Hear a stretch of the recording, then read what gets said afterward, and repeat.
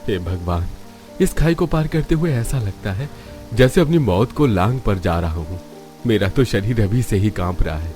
अरे कोई खाई के पास कैसे रह सकता है? मेरा घर यहाँ होता, मैं तो पूरा दिन डर डर के ही गुजारता। लेकिन अब क्या कर सकते हैं, काम लिया है तो पूरा भी तो करना पड़ेगा ही। हे राम, बचा लेना।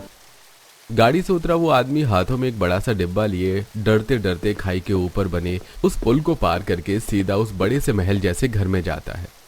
अरे जल्दी जल्दी हाथ चलाओ, मुश्किल से 3 दिन रह गए शादी में और अभी तक इन लोगों की सजावट ही नहीं खत्म हुई। अरे सुरेश भाई साहब, आप, मैं तो आपको ही कॉल करने वाली थी। 3 दिन रह गए मेरी बहू को आने में।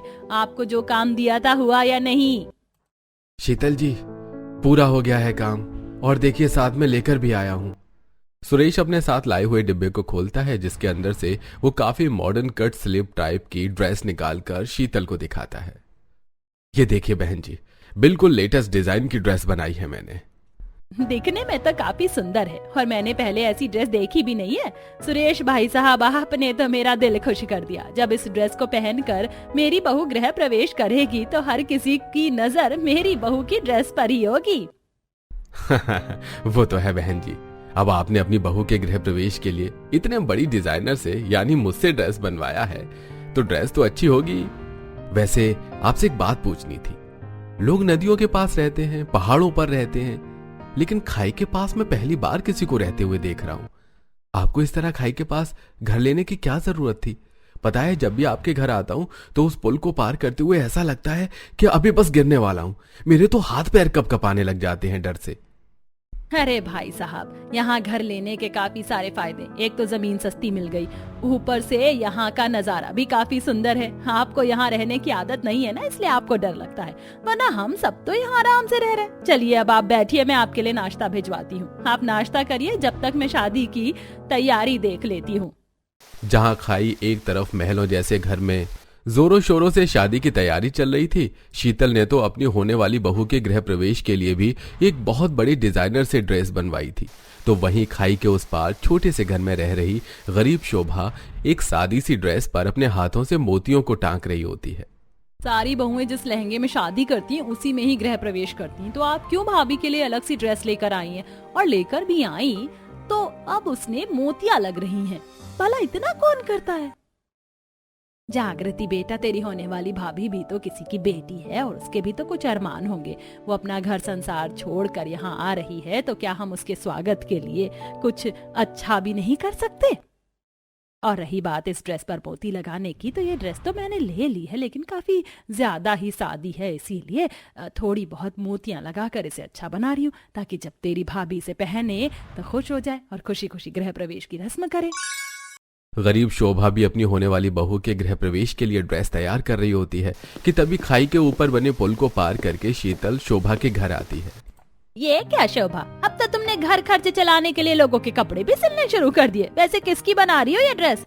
मैं लोगों के लिए कपड़े नहीं बना रही हूँ। आपको तो पता है कि कुछ दिनों में मेरी भी बहू आने वाली है, तो उसके गृह प्रवेश के लिए बस ये ड्रेस तैयार कर रही थी। ये क्या, तुमने तो मेरी कॉपी ही कर ली, लेकिन क्या ही फायदा कॉपी करने का।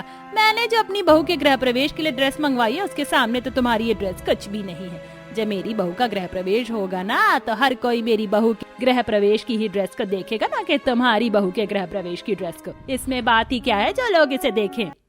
शीतल जी, आपके पास भगवान की कृपा से काफी पैसे हैं, तो आप महंगी महंगी ड्रेस ले सकती हैं, लेकिन हमारी इतनी औकात नहीं। हमारी जितनी हैसियत है हम उस हिसाब से ही करते हैं। वो तो है, जब आप लोग गरीब हैं तो उसमें भला हम क्या कर सकते हैं। अमीर होने के साथ साथ शीतल काफी ज्यादा घमंडी थी।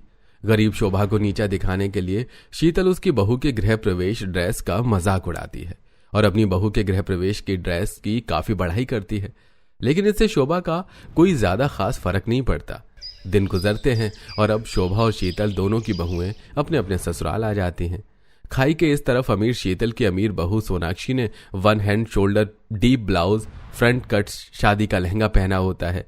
खाई के दूसरी तरफ शोभा की गरीब बहू ने सादा सिंपल फुल स्लीव्स ब्लाउज का गहरेदार लहंगा पहना होता है। अरे शीतल, माना तू मॉडर्न है और तेरी बहू भी तुझ जैसी ही मॉडर्न है, लेकिन इसका मतलब ये थोड़ी ना कि अपनी ही शादी के दिन भी कुछ भी ऊट पटांग पहन लो। अरे ये भी कोई लहंगा हुआ शादी का? भला पूरी पीठ पेट गला यहाँ तक की बहू की लंबी लंबी टांगे भी दिख रही हैं। शोभा तुमसे पैसों के मुकाबले काफी ज्यादा गरीब है, लेकिन जरा उसकी बहू को तो देखो कितनी सुंदर लग रही है। सादे से लहंगे में भी उसकी खूबसूरती काफी झलक रही है। उसकी बहू को देख कर लग रहा है कि वो शादी करके आई है, लेकिन तुम्हारी बहू को देख कर तो ऐसा लग रहा है जैसे ये अभी कैट वॉक करने वाली है। आंटी जी, जब मेरी लंबी लंबी टांगे हैं तो वो तो दिखेंगी ही ना, और रही बात कैट वॉक करने की तो वो तो मैं करती ही हूँ, क्योंकि मैं एक बहुत फेमस मॉडल हूँ और आजकल यही लेटेस्ट फैशन है। मैं जमाने के साथ आगे बढ़ती हूँ, ना कि आप लोगों की तरह एक टाइम लूप में फंस जाती हूँ। मेरी बहू बिल्कुल ठीक कह रही है, उसका जो मन करेगा वो पहनेगी। और वैसे भी बहू ने जो लहंगा पहना है ये भी मेरी ही पसंद का है। जब हमें कोई प्रॉब्लम नहीं है तो आप लोगों को क्या दिक्कत हो रही है? अगर इतना ही उस शोभा की बहू को देखने का शौक है तो खाई के उस तरफ जाकर देखिए। तुम्हारी शादी का लहंगा थोड़ा सादा है लेकिन काफी प्यारा लग रहा है। कहाँ से खरीदा तुमने इसे? आजकल ऐसे लहंगे मिलते कहाँ हैं? जी ये लहंगा मैंने कहीं से खरीदा नहीं, बल्कि खुद बनाया है। वो मैं एक दर्जी हूँ ना, इसीलिए शादी से पहले मैंने कई लड़कियों के लहंगे सिले थे, तो सोचा कि क्यों ना अपनी शादी में भी मैं अपना लहंगा खुद ही बनाऊं। शोभा बहन, तुम्हारी बहू तो काफी होनहार है, अपना शादी का लहंगा खुद बना लिया। वरना ये आजकल की लड़कियां तो अपने ब्लाउज का गला इतना बड़ा कर लेती है, बाजू इतनी छोटी, पूछो मत। देखने वाले को शर्म आ जाए। अब जरा उस शीतल की बहू को ही देख लो, मैं तो उस तरफ देख भी नहीं रही हूँ शर्म के मारे। पीछे खड़े लौंडे सारे उसकी बहू को ही देखे जा रहे थे, लेकिन दोनों सास बहू की आंखों में लाज शर्म नहीं है। अर्चना बहू, मैंने तुम्हारे गृह प्रवेश के लिए एक ड्रेस ली है, तुम उसी को पहनकर गृह प्रवेश करना। पड़ोस वाली शीला के घर जाकर तुम वो ड्रेस पहन लो, उसके बाद तुम्हारा गृह प्रवेश करेंगे। अर्चना अपनी सास की दी हुई गृह प्रवेश की ड्रेस को पहन लेती है, तो वहीं दूसरी तरफ शीतल भी अपनी बहू को गृह प्रवेश की ड्रेस देती है। और अब दोनों बहुएं अपनी सास के दिए हुए गृह प्रवेश की ड्रेस पहने हुए सबके सामने आती हैं। सोनाक्षी बहू, मेरे पास ज्यादा पैसे नहीं थे, इसीलिए मैं तुम्हें ज्यादा महंगी ड्रेस गृह प्रवेश की नहीं दिला पाई। माँ जी, इससे सुंदर गृह प्रवेश की ड्रेस हो ही नहीं सकती। मुझे तो ये ड्रेस काफी ज्यादा पसंद आई, और अभी मुझे जागृति बता रही थी कि इस ड्रेस पर जो मोती लगे हैं वो आपने अपने हाथों से लगाए। मुझे ये ड्रेस काफी पसंद आई। शादी के लहंगे के साथ साथ तुम्हारी ये गृह प्रवेश की ड्रेस भी काफी सुंदर है। कैसी लगी तुम लोगों को मेरी बहू की गृह प्रवेश की ड्रेस? पता है इसे बनाने में पूरे 5 लाख रुपए लगे हैं और 2 महीने का समय। क्यों, अब बोलती बंद हो गई ना? अब बताओ किसकी बहू के गृह प्रवेश की ड्रेस अच्छी, उस गरीब शोभा की या मेरी अमीर शीतल की? बुरा मत मानना, ना तो हमें तुम्हारी बहू का शादी का लहंगा पसंद आया, ना ये गृह प्रवेश की ड्रेस। तुमने इतने पैसे फूक दिए ड्रेस में, लेकिन इसमें है ही क्या? इसे देखकर तो लग रहा है कि तुम्हारी बहू का गृह प्रवेश नहीं, बल्कि तुम्हारी बहू किसी क्लब में जाकर अभी ठुमके लगाएगी। यहाँ खड़खड़ समय बर्बाद करने से अच्छा है कि हम लोग जाकर शोभा की बहू का गृह प्रवेश का ड्रेस देखें। ये सारे मेहमान और पड़ोसी खाई पर बने पुल को पार कर सीधा खाई के उस पार गरीब शोभा के घर जाते हैं और सोनाक्षी के गृह प्रवेश की ड्रेस की काफी तारीफ करते हैं। और कुछ देर में सोनाक्षी का गृह प्रवेश भी हो जाता है। तो वहीं ये देख सोनाक्षी और शीतल काफी जल भुन जाते हैं और शीतल भी सोनाक्षी का गृह प्रवेश कर देती है। और ऐसे ही कुछ दिन गुजर जाते हैं। इस गरीब के पास इतना लेटेस्ट डिजाइन सूट कहाँ से आया? कुछ दिन पहले ही मैंने इसे ऑनलाइन देखा था, ये तो पूरे 15,000 रुपए का था। और इसकी इतनी औकात नहीं कि इतना महंगा सूट पहने। जरूर इसने कहीं से डुप्लीकेट खरीदा है या कहीं से चुराया है। उस दिन इसकी वजह से ही मेरी शादी के लहंगे और गृह प्रवेश की ड्रेस का काफी मजाक उड़ा था। अब जाकर बताती हूँ इसे, नकली कपड़े पहनकर काफी इतरा रही है ना, अभी इसकी सारी हेकड़ी निकालती हूँ। उस दिन अपनी गृह प्रवेश की ड्रेस का मजाक बनता हुआ देख सोनाक्षी अभी भी अर्चना से काफी गुस्सा थी और वो अब सीधा खाई पार कर अर्चना के पास जाती है। तुम्हारा नाम सोनाक्षी है ना? मैंने देखा था उस दिन मेरे साथ साथ तुम्हारा भी गृह प्रवेश हो रहा था। कहने को हम दोनों पड़ोसी हैं, लेकिन अभी तक हमारी ठीक से मुलाकात नहीं हुई। मेरा नाम अर्चना है, तुम पहली बार आई हो। अंदर आओ, तुम्हें अपने हाथों की चाय पिलाती हूँ। पता है मैं काफी अच्छी चाय बनाती हूँ। तुम गरीब और तुम्हारी बातें भी गरीब। हम अमीर लोग कभी चाय नहीं पीते, बल्कि हम तो कॉफी एस्प्रेसो जैसी चीज पीते। लेकिन ऐसी चीजों का नाम तो तुमने कभी पहले सुना भी नहीं होगा। खैर छोड़ो, वैसे मैं यहाँ इसलिए आई थी कि तुमने जो ये सूट पहना ये मैंने ऑनलाइन देखा था। इसकी कीमत पूरे 15,000 है, लेकिन तुम्हारी इतनी हैसियत तो मुझे दिख नहीं रही है कि तुम इतना महंगा सूट खरीदो। तो बताओ कहाँ से चोरी किया है तुमने इसे? मैंने इसे चोरी नहीं किया। ये सूट मैंने भी कुछ समय पहले ऑनलाइन देखा था, मुझे काफी पसंद आया, लेकिन जब इसका दाम देखा तो मेरे पास उसे खरीदने के पैसे नहीं थे। तो मैंने बिल्कुल वैसा ही कपड़ा लाकर सेम टू सेम ऑनलाइन जैसा सूट बना लिया। अच्छा है ना? तुम दर्जी लोगों का काम ही क्या है? चीजों को देखकर कॉपी करना। और मुझे कॉपी चीजों से काफी नफरत है। ब्रांड की तो बात ही अलग होती है। अब मेरी ड्रेस देखो, पूरे 80,000 रुपए की है। और उस दिन जो मैंने गृह प्रवेश की ड्रेस पहनी थी, पूरे 5 लाख रुपए की है। वो तो यहाँ के लोगों को फैशन के बारे में कोई भी नॉलेज नहीं है, इसीलिए तो सबको तुम्हारी वो घटिया सी गरीबों वाली ड्रेस पसंद आई। सोनाक्षी इतराते हुए अर्चना को काफी कुछ सुनाती है, लेकिन अर्चना उसकी किसी भी बात का जवाब देना जरूरी नहीं समझती और चुपचाप अपने घर में चली जाती है। ये देख सोनाक्षी अर्चना से चिढ़ जाती है और गुस्से से तिल मिलाते हुए अपने घर आती है। ऐसे ही कुछ समय गुजरता है और आज पड़ोस में रहने वाली माया अपनी बेटी की शादी का कार्ड लेकर शीतल और सोनाक्षी के घर आती है। आप सभी को सहपरिवार मेरी बेटी की शादी में जरूर आना है। हाँ माया जी, हम जरूर आएंगे। अरे आप कुछ खा क्यों नहीं रही है? मैंने नौकरों से कहकर इतना सब कुछ बनवाया है। अरे नहीं नहीं, अभी तो पूरे मोहल्ले भर में शादी के कार्ड बांटने। सबसे पहले आपके घर आई हूँ, अब सीधा शोभा बहन जी के घर जा रही हूँ। आप उस गरीब झोपड़ी वाली के घर जा रही है? अरे आप क्यों वहां जाकर अपना टाइम वेस्ट कर रही है? इतनी बड़ी शादी में उन लोगों की औकात नहीं आने की, और आ भी गए तो वही फटे पुराने कपड़े पहन कर आएंगे। सोनाक्षी की बात पर शीतल भी हंसने लगती है, लेकिन माया को इससे कोई फर्क नहीं पड़ता और अब वो खाई के उस तरफ जाकर शोभा और उसकी बहू को भी अपनी बेटी की शादी में निमंत्रित करती है। माया जी ने हमें इतने प्यार से अपनी बेटी की शादी में बुलाया और हमें जाना भी चाहिए, लेकिन इतनी बड़ी शादी है, कितने लोग होंगे वहाँ, हम कैसे जाएंगे? हमारे पास तो अच्छे कपड़े भी नहीं। मैं तो फिर भी विधवा हूँ तो मुझे कोई इतना देखेगा भी नहीं, लेकिन तुम तो बहू हो, तुम्हारी तो हाल फिलहाल में ही शादी हुई है। आप क्यों इतना टेंशन ले रही हैं? अभी शादी में पूरे 6 दिन पड़े हैं। इन 6 दिनों में मैं कोई ना कोई ड्रेस को तैयार कर ही लूंगी। अर्चना शाम को अपनी नंद के साथ मार्केट जाती है और वहां से एक सफेद कलर का कपड़ा, सफेद कलर की नेट और कुछ लेस और मोती लेकर आती है और अब अपनी छोटी सी सिलाई मशीन पर अर्चना शादी में पहनने के लिए अपना लहंगा तैयार करने लगती है। मुझे लगा नहीं था कि आप इतनी अच्छी दर्जी हैं। आपने कितना सुंदर ब्लाउज बनाया है। तुम्हें पसंद आया? पता है अभी तो मैं इसकी बाजू पर ये लेस भी लगाऊंगी और साथ में ये लटकाने वाले मोती भी, इससे ये ब्लाउज और ज्यादा सुंदर लगेगा। जहां खाई की एक तरफ रहने वाली गरीब बहू अपने हाथों से ही एक सुंदर सा लहंगा बना रही होती है, तो वहीं खाई के दूसरी तरफ रहने वाली अमीर बहू अपनी सास के साथ एक बड़े से मॉल में जाती है और वहां एक मेहरून कलर का लहंगा पसंद करती है। माँ जी, ये लहंगा कितना ज्यादा सुंदर है ना, पूरे मॉल में यही लहंगा मुझे पसंद आया। एक्सक्यूज मी, इसे पैक कर दीजिए।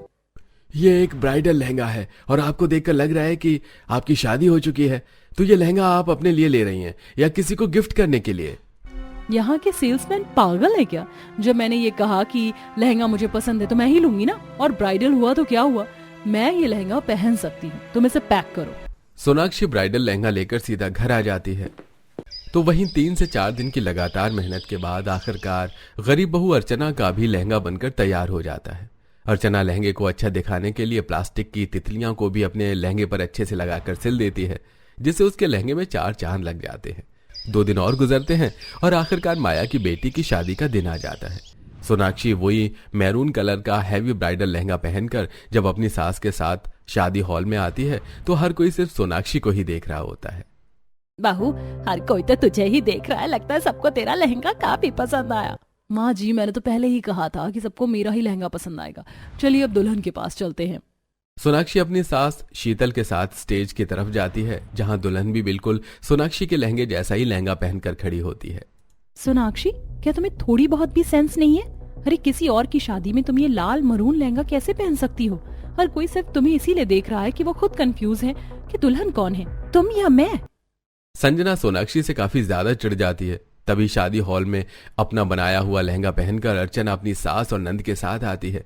सभी की नजरें अर्चना के लहंगे से हटती नहीं है, यहाँ तक कि संजना भी अर्चना के पास जाती है।